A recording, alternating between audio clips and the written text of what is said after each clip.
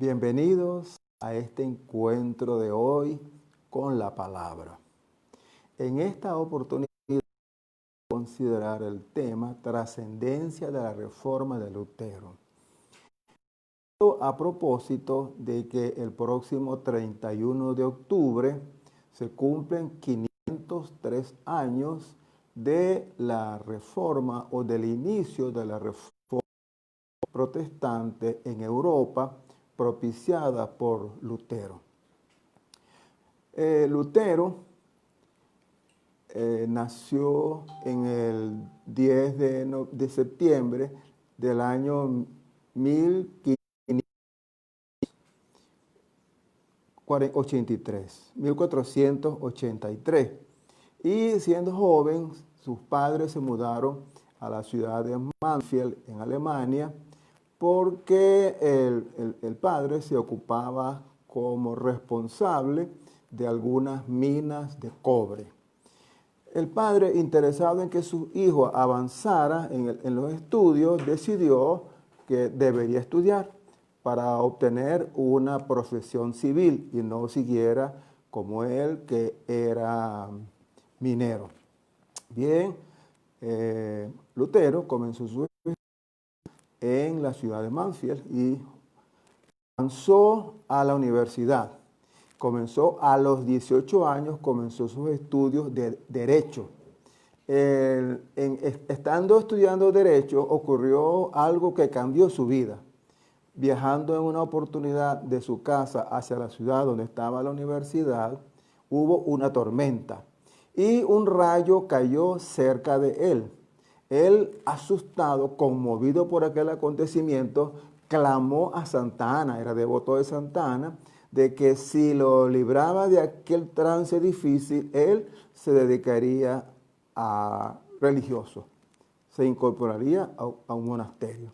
Bien, salió librado de aquellas circunstancias y se dedicó a la vida monástica, a un monasterio, y comenzó su vida muy apasionado. Él hacía obra de caridad y practicaba la vida normal de un monasterio. Avanzando en su vida monástica, entró en una crisis en su vida porque se sentía muy indigno. Entonces se dedicó a la oración, al ayuno y a la práctica de algunas, como la flagelación. Se flagelaba como una forma de buscar expiación porque se sentía indigno delante de Dios. Aquello fue una crisis en su vida. Entonces el superior, considerando aquella situación que estaba viviendo Lutero, decidió que sería conveniente que él continuase sus estudios. Entonces continuó sus estudios, fue ordenado como sacerdote y avanzó en el estudio de teología, obtuvo un doctorado en teología.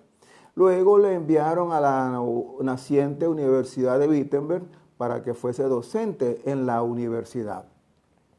En aquella época él compartía la tarea docente con la sacerdotal. Él predicaba en la ciudad, en la iglesia de la ciudad de Wittenberg. Allí él dominicalmente pues exponía la palabra, y él en ese tiempo de la vida monástica, así como también en el tiempo de la educación en teología, él se apasionó en el estudio de la Biblia. Ahora, en él hubo un impacto muy importante de lo que ocurrió en la época moderna. Entonces recuerda que en la época moderna fue una ruptura con la época medieval, en donde decían los historiadores que hubo una ruptura con el teocentrismo medieval para propiciar el humanismo. En verdad, no había ningún teocentrismo porque Dios no estaba en el centro de nada en aquella época. Lo que ustedes recuerdan, pues, lo que ocurrió en la época medieval, que estaba el feudalismo. Entonces, el humanismo tuvo como principio, los humanistas, la vuelta a los orígenes. En aquel entonces era a los orígenes de la cultura. Entonces ellos estudiaban los grandes clásicos griegos. Bueno, esto influyó también en Lutero de volver a los orígenes. Pero caso de Lutero fue el origen pues de su propia fe. Y el origen de su fe es en la Escritura, de manera que fue un apasionado de la Escritura. Además, para una mejor comprensión de la Biblia, entonces estudió el hebreo, el griego, para ir a las fuentes aún más, a los originales, tanto en hebreo como también en griego. Recuerden, en aquella época, la Vulgata Latina era la Biblia oficial de la Iglesia Católica. Bien, Lutero entonces se apasionó por la lectura de la Biblia y tuvo un encuentro en una oportunidad con un texto que cambió su vida. Ese texto se encuentra en Romanos 1, 16 y 17, que como ustedes saben dice así: porque no me avergüenzo del Evangelio, porque es poder de Dios para salvación de todo aquel que cree, al judío primeramente y también al griego. Porque en el Evangelio la justicia de Dios se revela por fe y para fe, como está escrito, mas el justo por la fe vivirá. Bueno, este texto impactó en Lutero y entonces se dio cuenta de lo que él estaba haciendo era indebido, porque las obras que él hacía, la flagelación a su cuerpo y todas aquellas obras que él hacía para obtener expiación, se dio cuenta que eran inútiles, porque dice la Escritura que la justicia es por fe. Entonces, dos importantes doctrinas descubrió él aquí: la doctrina de la gracia, es decir, que la salvación es por gracia, gratis, que el hombre no tiene que hacer nada para lograr la salvación desde el punto de vista de las obras, no tiene que hacer obras. Y además que la salvación es por fe. Entonces, hay dos factores que intervienen en este proceso de la salvación, que es la gracia divina y la fe humana. Estos dos factores se interactúan y entonces se produce el acto de salvación, que es lo que nosotros hemos experimentado. La fe que nosotros tenemos en Dios y la gracia de Dios se combina y obtenemos la salvación, la gracia y la vida eterna, y somos cristianos debido a ese maravilloso proceso que Lutero descubrió en aquella oportunidad. Pues bien, en aquel entonces ocurría algo en lo que tiene que ver con la iglesia.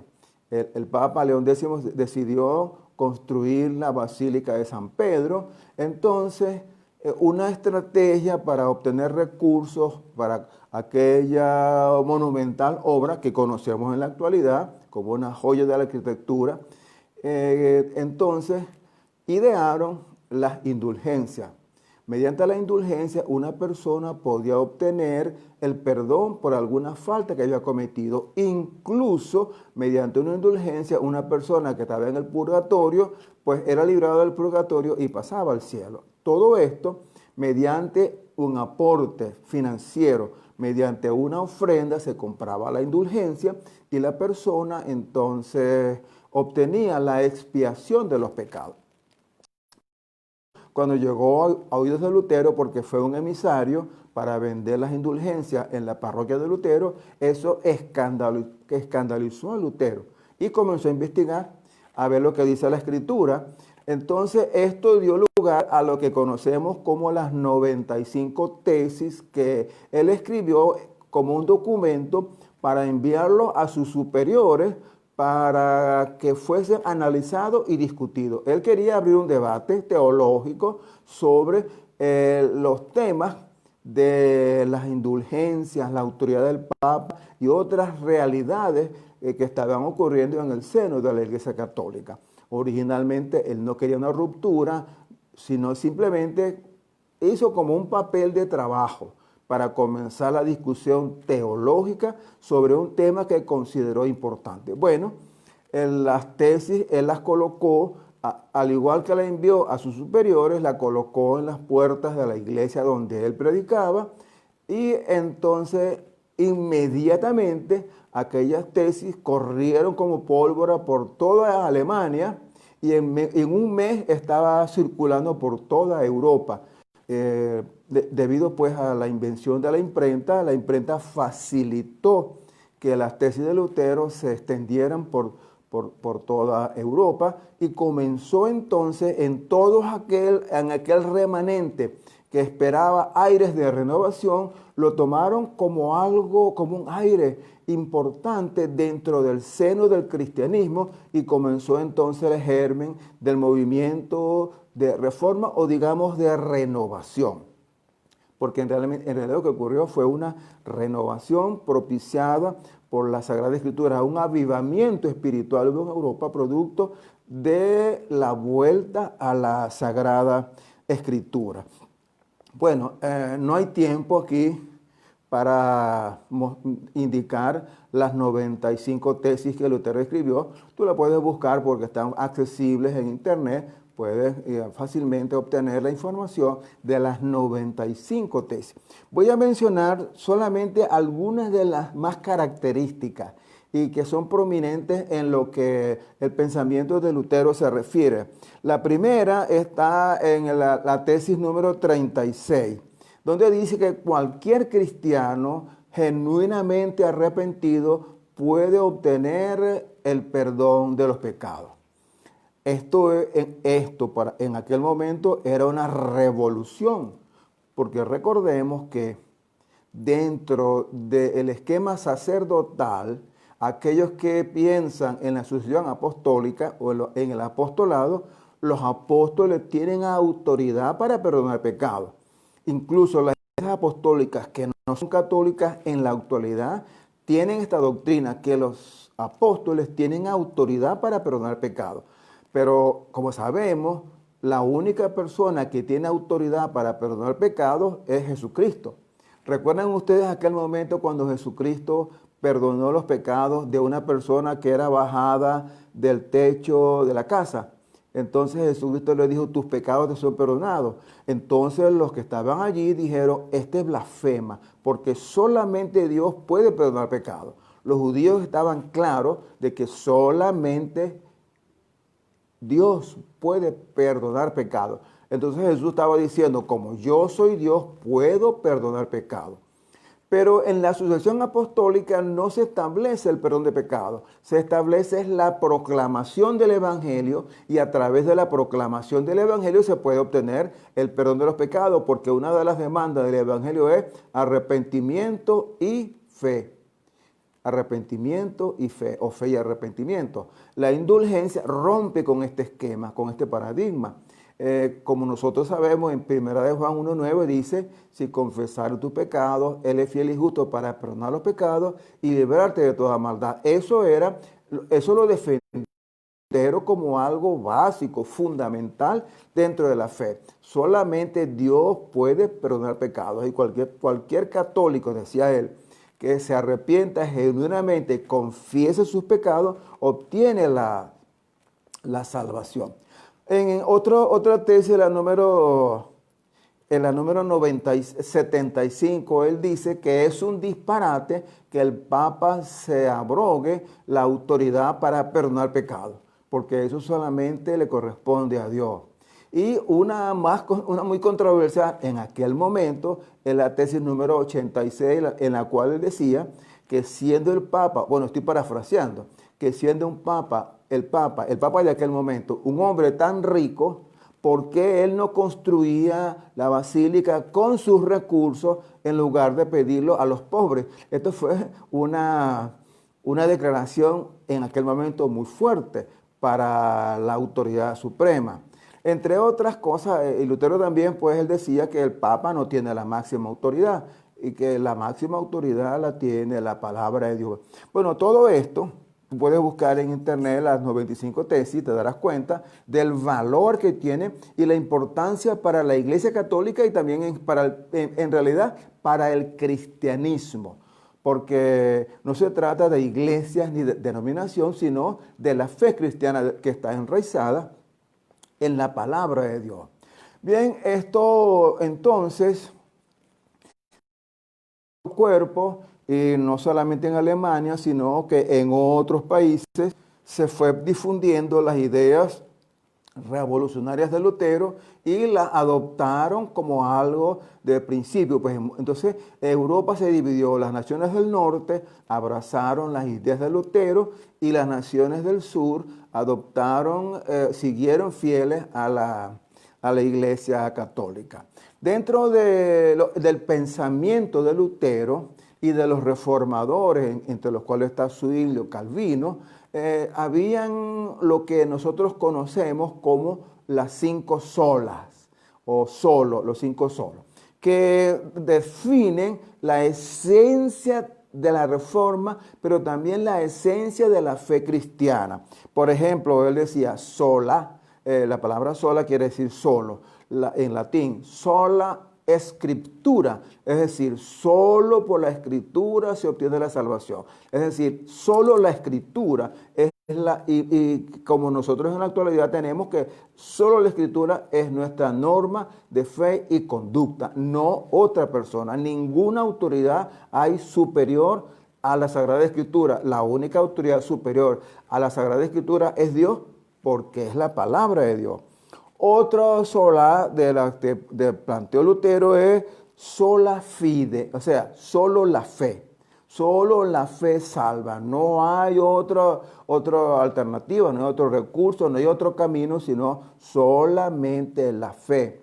Otro pilar fue sola gratia, solo por gracia. Como decía la Escritura, por gracia sois salvos, por medio de la fe, y esto no de vosotros, sino que es un don de Dios.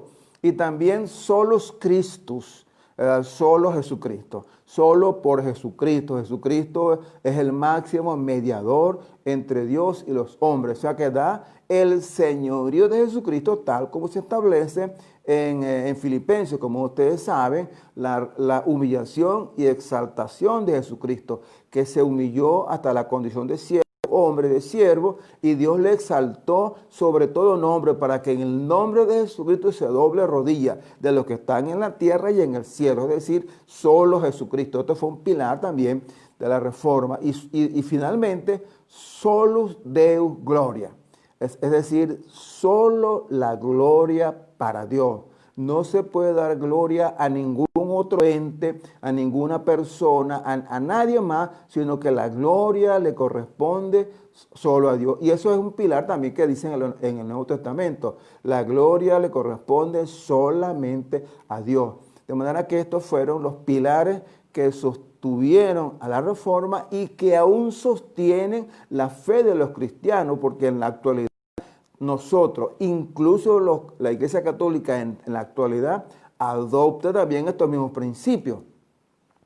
Bien, una vez que ocurrió la reforma, entonces no se hizo esperar y hubo la contrarreforma. En 1545 se convocó el Concilio de Trento, que duró hasta 1565 más o menos, aproximadamente por ahí duró el Concilio de Trento. Este concilio fue interrumpido varias veces producto de las guerras que había. Bueno, este concilio, aun cuando ratificó algunos de los principios de aquel entonces, sin embargo, significó una pequeña reforma dentro de la iglesia. Porque aun cuando ellos ratificaron en principio que la Biblia no era la suprema autoridad, sino que para los católicos, como todavía en la actualidad se mantiene, que la Biblia no es la única, como para nosotros decimos, para nosotros la Biblia es la única autoridad. Para un hermano católico la Biblia es la autoridad, pero también la autoridad, el Papa tiene autoridad. Cuando el Papa habla con autoridad, está hablando con una autoridad al nivel de la Sagrada Escritura. Y también el magisterio, que también entonces establece el magisterio, también tiene autoridad. Lutero decía que no, que la máxima autoridad le corresponde a Jesucristo. Bueno, el Concilio de Trento ratificó esto. También el Concilio de Trento tuvo como resultado que se acentuó, pues se confirmó que el Papa es la máxima autoridad, rebatiendo las ideas de Lutero.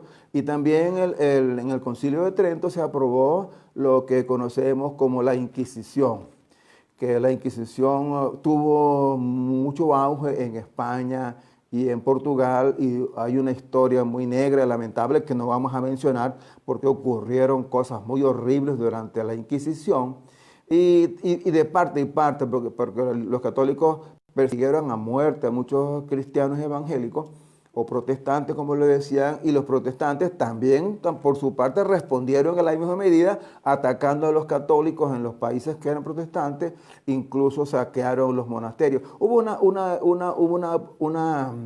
hechos muy oscuros, dolorosos, que no vamos a mencionar, que no vale la pena, que forman parte de la historia.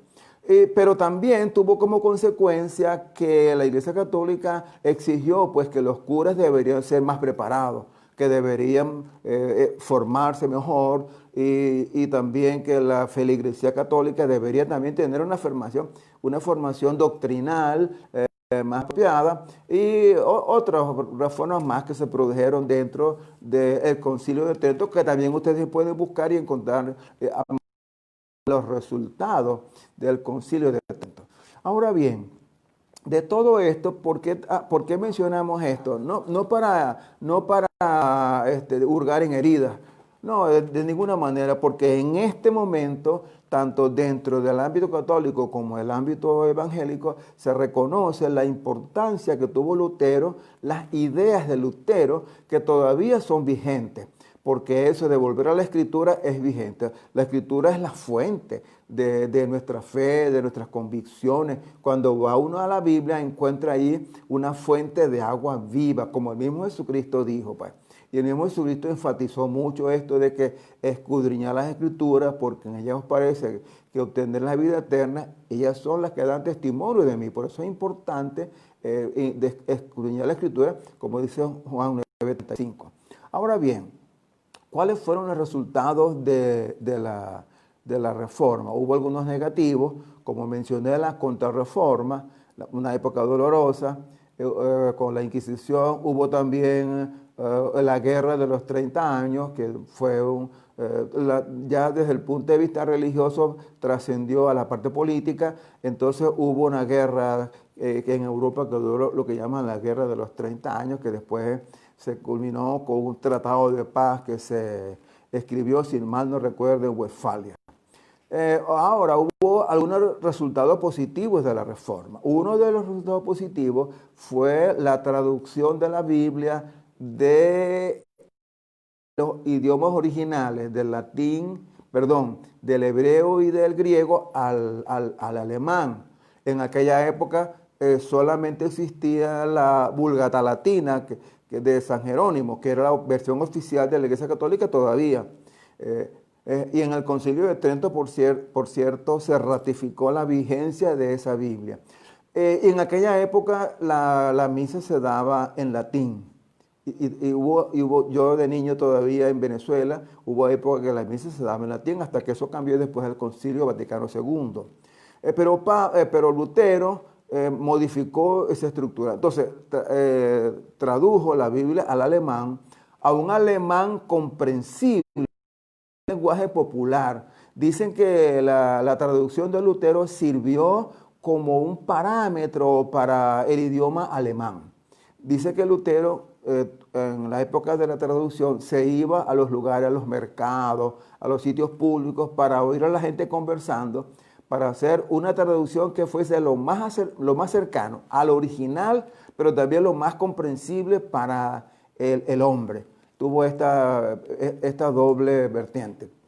Ahora, hubo un problema en aquella época con la Biblia en manos del pueblo, que es que la mayoría del pueblo era analfabeta. Solamente los ilustrados, las personas acomodadas, los ricos, tenían acceso a la educación, a la cultura y al aprendizaje. Y recuerden que en esa época la educación estaba absolutamente restringida a los monasterios y seminarios. Entonces, con Lutero después de Lutero se abrió la opción para que la enseñanza pública de la lectura, para que la gente aprendiera a leer y pudiese leer la escritura. Por eso se democratizó el uso de la Biblia, fue para todo el pueblo. Igualmente cambió la liturgia. Entonces la liturgia en las reuniones de los protestantes o los luteranos entonces se utilizaba el lenguaje vernáculo, ya no era latín, sino que se hablaba en el propio idioma. Esto trajo pues reforma, trajo también reforma en cuanto a la liturgia. Otro aspecto también importante es que influyó desde el punto de vista socioeconómico. Ustedes saben que los países protestantes europeos son países que tienen un estándar de calidad de vida muy alto, son países desarrollados y ricos. Yo no estoy diciendo que los países católicos son pobres, estoy diciendo pues que influyó desde el punto de vista socioeconómico la reforma por el asunto del amor al trabajo, la ética, etcétera, etcétera, etcétera. Fue muy importante entonces como un aporte muy valiosísimo de la reforma al mundo occidental. La mayoría de los historiadores actualmente, tanto católicos como evangélicos, reconocen que la reforma fue un hito muy importante para el desarrollo de Occidente, y ese es un mérito que se le debe a Lutero y básicamente a la palabra de Dios.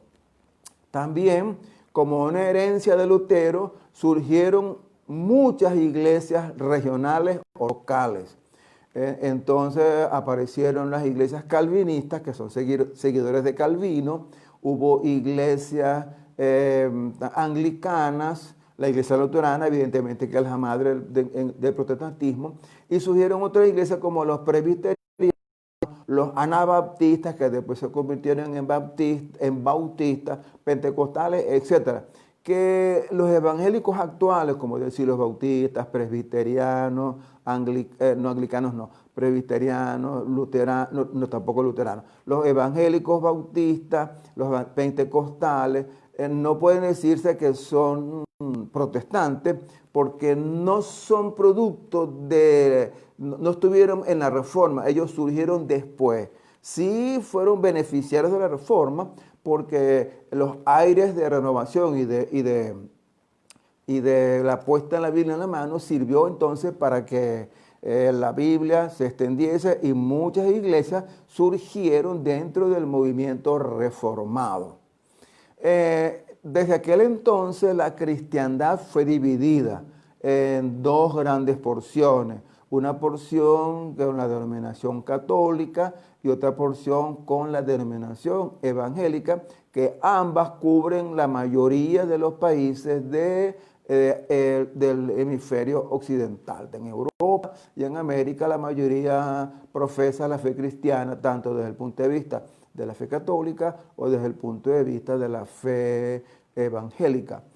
Como sabemos bien, en los países europeos la mayor proporción de feligreses son de la orientación protestante evangélica, la minoría católica, solamente de excepción de España, Portugal, Italia. Evidentemente Italia, pues imagínense, ya está la sede principal del catolicismo.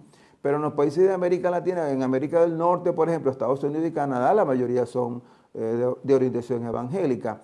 Y desde México hasta Argentina, entonces la proporción varía. La mayoría es católico con un 65%, con un 25% de evangélicos, pero en general la mayor parte de Occidente es cristiano. Ahora, esto tiene una gran significación también, es muy importante. ¿Por qué? Porque si todos los cristianos adoptan el principio bíblico, no de Lutero, sino el principio bíblico, que la Biblia es la fuente de autoridad, que la Biblia es la palabra de Dios, como dice la misma Biblia, toda la Sagrada Escritura es inspirada por Dios y útil para enseñar, para redarguir, como dice 2 de Timoteo 3:16. La palabra de Dios es inspirada por Dios. Entonces, si todo cristiano adopta ese criterio y la asume como palabra de Dios, como algo personal, va a significar un profundo cambio en la vida de las personas. Y esto no estoy diciendo que la Iglesia Católica necesita una reforma. Todos los cristianos necesitamos no una reforma, una renovación espiritual. Como dice Pablo en Romanos, por tanto ruego que presentéis vuestros cuerpos en sacrificio vivo, santo, agradable, que es vuestro culto racional. No os transforméis a este siglo, sino no os conforméis a este siglo, sino transformaos, fíjense, sino transformaos por medio de la renovación de vuestro entendimiento. Y esa transformación va a ser producto de la lectura de la palabra de Dios, que es lo que en este momento necesitamos con urgencia. Me encanta como dice la versión Dios habla hoy en el Romanos 12:2. La versión Dios habla hoy tiene una frase que para mí es sumamente significativa. Dice, cambia tu manera de pensar y así también cambiará tu manera de vivir. Entonces, si una persona cambia la manera de pensar, producto de que cambia su cosmovisión, porque la cosmovisión la adopta a través de la Biblia, a través de la Sagrada Escritura, entonces si cambia la manera de pensar, si cambia la manera de ver el mundo, sino que lo ve a través de la Sagrada Escritura, va a cambiar entonces la manera de vivir. Esta fue la propuesta de Lutero. Lamentablemente, en aquel momento, producto de circunstancias de diferentes índoles, económicas, políticas, religiosas, las ideas de él no fueron aceptadas en principio. Posteriormente, como mencioné el domingo pasado, posteriormente dentro de la Iglesia Católica se ha venido reconociendo el gran aporte de Lutero a la cristiandad, porque su aporte fue a la cristiandad en general. Por lo tanto, el próximo 31 de octubre, cuando vamos a recordar el importante aporte de este hombre que propuso para la cultura occidental y para la fe cristiana. Vamos a recordar con cariño la propuesta de este gran hombre que se propuso como en la época de Josías en el Antiguo Testamento, o como en la época de Ezequías, también en el Antiguo Testamento, o en la época de Esdras y Nehemías, una vuelta a la palabra, una vuelta a la palabra. Y esa vuelta a la palabra trajo como consecuencia renovación espiritual en aquellas circunstancias históricas. Hoy también necesitamos una renovación espiritual. Cuando estamos en esta pandemia, hoy, a propósito de la pandemia, cuando tenemos más oportunidad, porque se nos obliga prácticamente a estar en casa para protegernos de la pandemia, se nos da una maravillosa oportunidad para dedicar un tiempo valioso a la reflexión en la Sagrada Escritura. No en los pensamientos de Lutero, sino en los pensamientos de la Sagrada Escritura.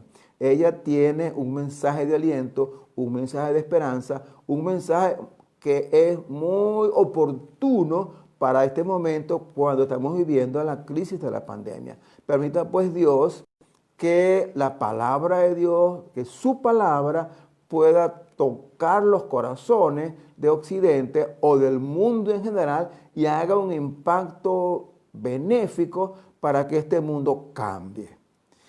Este es el mensaje que tengo para ti en el día de hoy. Me despido con las palabras del apóstol Pablo como siempre.